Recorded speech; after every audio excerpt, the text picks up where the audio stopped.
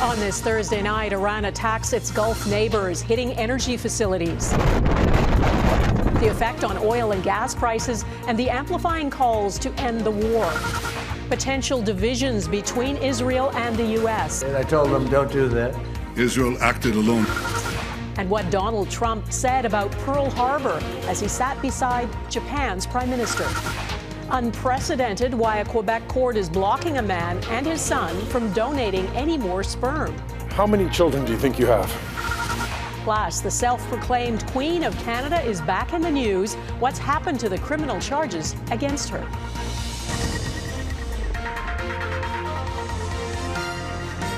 Global National with Donna Friesen. Good evening and thanks for joining us. The consequences of the war Israel and the U.S. started in the Middle East continue to spiral. Critical oil and gas sites in the region have been attacked and seriously damaged, and the pain of higher gas prices is being felt around the world. In the past 2 days, Israel attacked Iran's South Pars natural gas field, the largest in the world, which Iran shares with Qatar. Iran hit back at its Gulf neighbours, targeting Qatar's Ras Laffan plant. It's a critical hub for liquefied natural gas exports. The price of oil has spiked again. It hit $120 US a barrel at one point today before settling lower. Canada, along with the UK, France, Germany, Italy and Japan, have put out a statement today saying they are ready to contribute to appropriate efforts to ensure safe passage through the Strait of Hormuz. It is unclear exactly what that means. Our coverage begins with Redmond Shannon.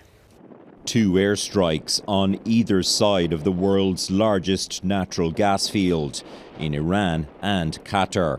They threaten to propel this war toward a new escalation. Qatar's Prime Minister demanded the war stop now, but says he reserves the right to respond. Qatar Energy says the damage means its gas exports, which mostly go to Asia, could be reduced by 1/6 for up to 5 years. Iran's foreign minister and US President Donald Trump traded threats against future strikes.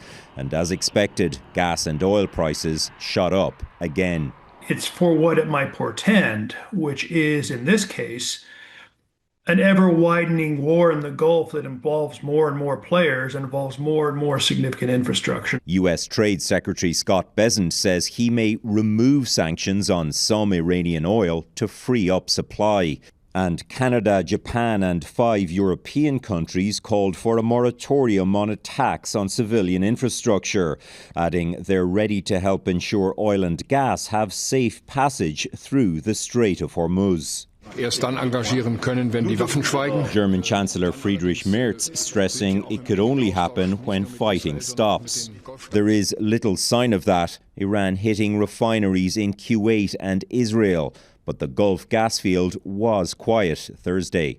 The negotiator who thought he was close to preventing this war, Oman's foreign minister, says the US has lost control of its own foreign policy, accusing Israel of dragging the US into war.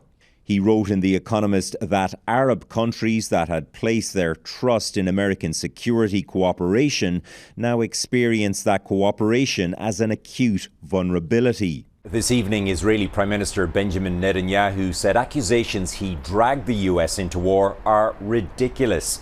Netanyahu, who has been advocating for regime change or war with Iran for decades, says the world is indebted to Trump. Donna? All right, Redmond Shannon in London, thank you. President Trump again vented his frustration about U.S. allies not answering his call to help secure the Strait of Hormuz. He met Japan's prime minister today and was asked why those allies weren't warned in advance of the attack on Iran. This was his answer. One thing you don't want to signal too much, you know, when we go in, we went in very hard and we didn't tell anybody about it because we wanted surprise. Who knows better about surprise than Japan? Okay? Why didn't you tell me about Pearl Harbor? Okay? President Trump has been accused of letting Israel drag him into the war. He has denied that, and so did Israel's prime minister today. But there is a lack of clarity on whether the U.S. and Israel really are aligned. Earlier today, Trump posted he didn't know about Israel's plans for the attack on Iran's natural gas field, and then later contradicted himself. Jackson Proskow explains how this is complicating Trump's efforts to sell the war to a skeptical American public. The blowback from the Israeli attack on Iran's gas fields quickly reached Washington. On social media, President Donald Trump rushed to claim the United States knew nothing about this particular attack. Later, he tried to distance himself from Israeli Prime Minister Benjamin Netanyahu. I told him, don't do that, and he won't do that. We didn't discuss. We do. We're independent. We get along great. It's coordinated, but on occasion he'll do something, and if I don't like it. Fact number one, Israel acted alone against the Slawia gas compound. Fact number two, President Trump asked us to hold off on future attacks, and we're holding out. 3 Israeli officials told the Reuters news agency the gas field attack was in fact coordinated with the U.S. Why are we helping Israel prosecute this war if they're going to pursue their own objectives? We hold the cards. We have objectives. Those objectives are clear. We have allies pursuing objectives as well. And the truth speaks for itself. The growing unease over Trump's war extends to the halls of Congress, where top intelligence officials were grilled about a potential rift between the U.S. and Israel. The objectives that have been laid out by the president are different from the objectives that have been laid out by the Israeli government. That lack of clarity is complicating a $200 billion funding request from the Pentagon, which is seeking more money for a war that was never approved by Congress. It takes money to kill bad guys. So we're going back to Congress and our folks there to ensure that we're properly funded for what's been done, for what we may have to do in the future. So long as the Trump administration remains unable to explain how long the war might last or what its ultimate goals are, it may be tough to convince Congress to fund the fight, especially with the economic toll still growing. Donna? Okay, Jackson Proskow in Washington. Thanks, Jackson. A reporter for RT, Russia's state broadcaster, had a close call today while broadcasting in southern Lebanon. An Israeli missile hit frighteningly close.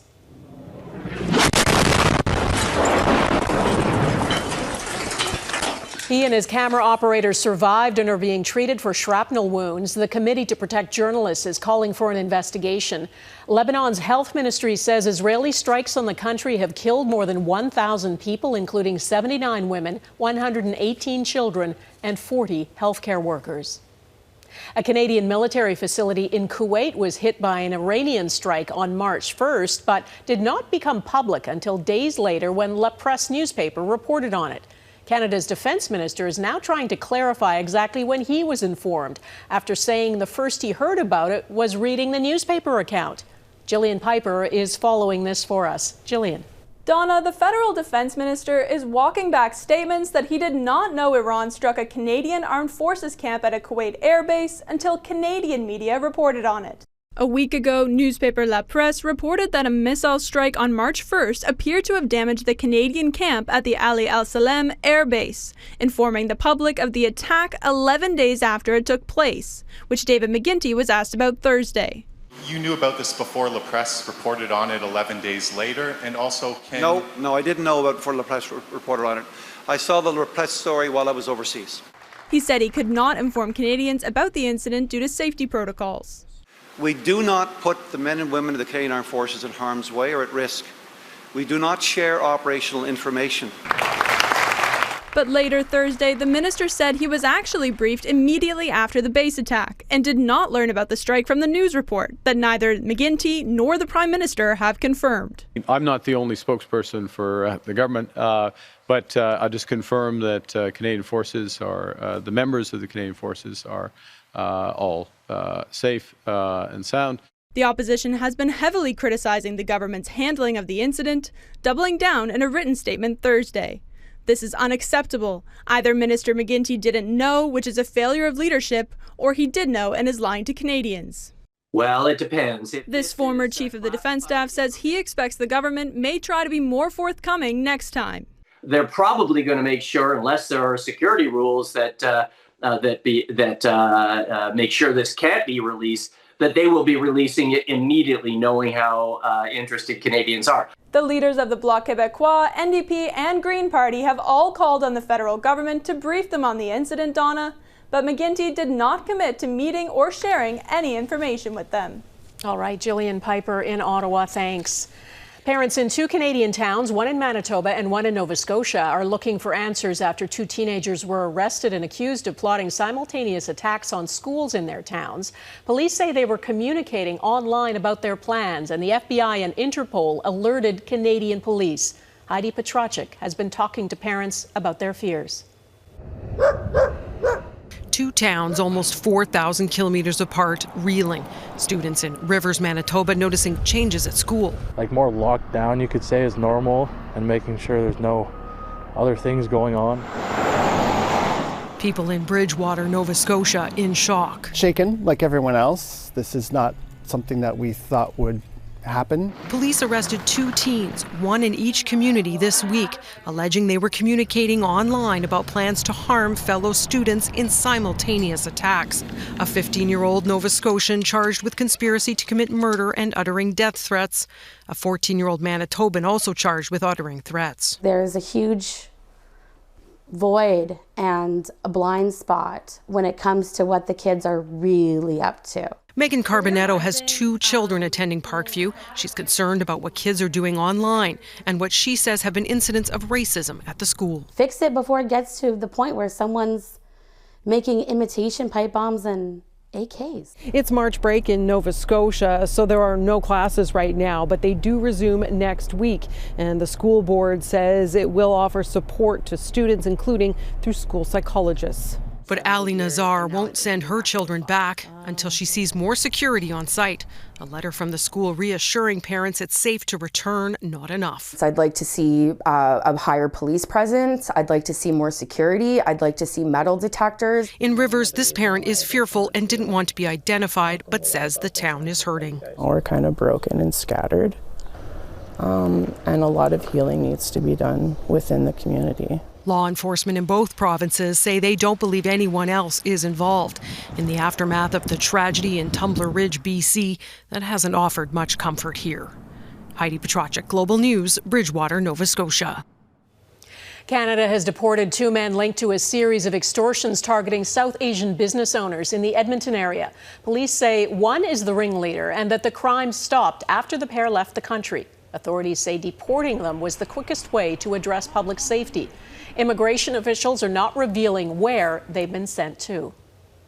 6 months after police raided a cult compound in a small Saskatchewan town, charges against the leader have been stayed. Romana Didulo, who calls herself the Queen of Canada, promotes a variety of QAnon-related conspiracy theories. She had been living at a decommissioned school with her followers until last fall. Heather Yourex-West explains why the charges aren't proceeding and what options people living in the town now have. From this makeshift castle in southwest Saskatchewan, Romana Didulo served as a self-proclaimed queen, leading a group of followers from the fall of 2023 until her compound was raided by RCMP last September. Global News spoke to her exclusively hours before she was rearrested and charged. If anyone would like to understand what Queen Romana is all about, I would encourage everyone to read the royal decrees. But 6 months after RCMP searched the decommissioned school and seized 13 imitation semi-automatic handguns and ammunition, the Crown says there is not enough evidence to move forward with the 2 charges against the 50-year-old. There was no reasonable likelihood of conviction, and when that's the case, the proper thing to do is to stay the charge. Didulo had been charged with failing to comply with an undertaking and intimidation of a justice system participant. As a condition of her bail release in September, she had been ordered to remain in Regina. I know they're currently asking followers for places to live, so it might be that she ends up wherever anyone will take her. In September, the Saskatchewan Health Authority declared the decommissioned school unfit for occupation, ordering residents to leave or face a fine of $75,000. Officials say that order remains in effect.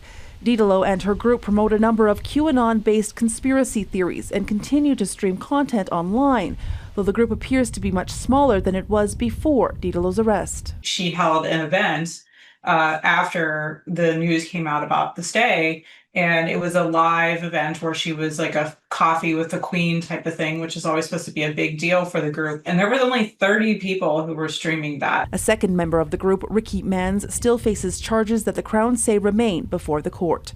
Heather Yourex-West, Global News, Calgary. A first-of-its-kind ruling in Canada coming up why a father and son are banned from donating sperm.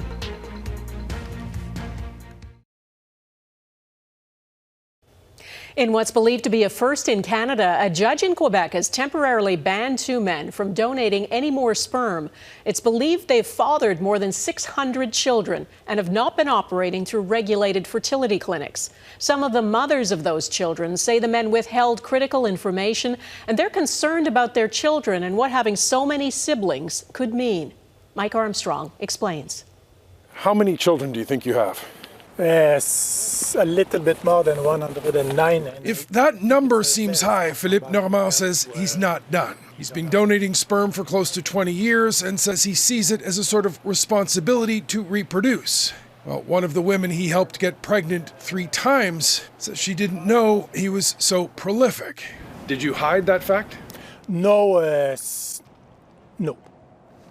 How was there a misunderstanding then? Well, I think that she wanted me to stop, and the way to get me to stop is to invent that thing. Now, it was that mother who went to court to get this injunction. She's referred to by the initials MM in the document. She had 3 babies with Normand and then a 4th with another man. As it turned out, that second donor, unbeknownst to her, was one of Normand's sons, Dominic Silos. The family, MM's lawyer says, is now made up of children who are both half-siblings and nieces and nephews, aunts and uncles. She specifically asked those men if they knew each other, and they denied it. Now, regulated clinics limit how many donations a man can make. Professional guidelines suggest a donor should only be a part of 10 families. MM believes Normand is a part of 90. After some online sleuthing, she told the court she tracked down 162 children from Normand and 451 from Silos. Most of them are in the Montreal region and many around the same ages, meaning there is a risk of accidental incest. What does that mean for a child trying to develop in relationships, in intimacy? The judge's injunction temporarily bans the 2 men from donating sperm in Quebec. MM's lawyer intends to seek a permanent ban. Normand says he'll respect the injunction, but doesn't want to stop.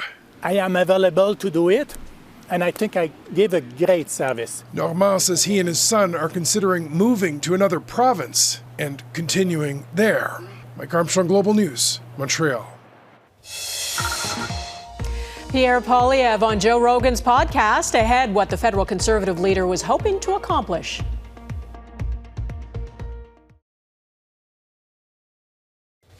Pierre Poilievre is taking his message directly to the American public, and the federal opposition leader is doing it through one of the world's most popular podcasts. He appeared on Joe Rogan's podcast today. Rogan gets about 11 million listeners to each of his episodes, and the audience tends to skew heavily towards young men. Mackenzie Gray reports on what Pierre Poilievre said and what he's hoping it accomplished. How are you, sir? Pleasure to meet you. It's great to be here. Thanks for having me. It's been an interview years in the making. When I got the invitation, we were in the middle of the election, and we just don't leave the country during election campaigns. Pierre Poilievre on the Joe Rogan Experience, pitching that tariffs don't work to a U.S. audience. We should get the tariffs out because there's so much we could be doing together as neighbors and partners if we got rid of those tariffs. Attacking Donald Trump, not just on economics. So we're never going to be the 51st state. And I just wish he'd knock that off. Tariffs and Trump, who's a friend of Rogan's, only took up a short part of the 2.5-hour podcast with mixed martial arts and working out, featuring prominently. The interview in Texas, a part of Poilievre's U.S. tour, a bid to rebrand his image, which even Rogan knew cost Poilievre. I wonder what would have happened if he didn't go along with that 51st state nonsense. You know, I mean, that is the narrative in this country, like I said, that if he didn't do that, that you would have won. Well, you never know, but I try not to cry over spilled milk. I focus on what I have to do and live in the present. Poilievre's attempt to capitalize on Rogan's popularity with young men comes with some risk. Rogan routinely has on fringe right-wing voices, including last week, when a guest defended Hitler and downplayed the Holocaust. He's also been an ardent Canada critic, often dipping into conspiracy theories. I read a biography on Fidel Castro, and then I read Justin's some more. dad. No, not Justin's dad. Poilievre not taking the bait, avoiding commenting on the Freedom Convoy and COVID vaccines, two issues that helped him win the Conservative leadership. While Justin Trudeau was a frequent topic, Mark Carney's name wasn't raised. I won't criticize him on foreign soil. I understand. But good for you. Tone and topics that impressed the influential host. Your message resonates with me. Thank you. And if I was a Canadian, I would vote for you. But it's Canadians that Poilievre needs more support from, Donna, with multiple polls now showing the Conservatives down by double digits to the Liberals. Okay, Mackenzie Gray, thank you. Not in our happy place next, why Canada dropped in this year's World Happiness Rankings.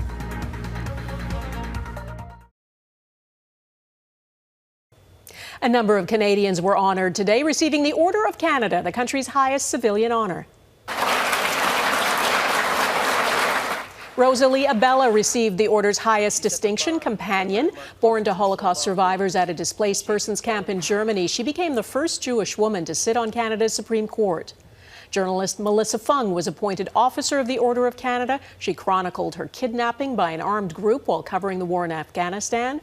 Other new members include broadcast personality George Stroumboulopoulos and award-winning editorial cartoonist Michael de Adder. This year's World Happiness Report is out, and Canada has taken another tumble in the ratings. Canada was ranked as high as 5th in the world in 2015. We're now at 25th and have dipped below the U.S., which is 23rd, for the first time since the annual report began. Researchers say heavy social media use in English-speaking countries is contributing to a sharp decline in well-being among young people, particularly girls. Finland is number 1 again. It's been ranked the happiest country for 9 years in a row. That is Global National for this Thursday. I'm Donna Friesen. Tonight's Your Canada is Johnson's Crossing Yukon. Thanks for watching. Bye-bye.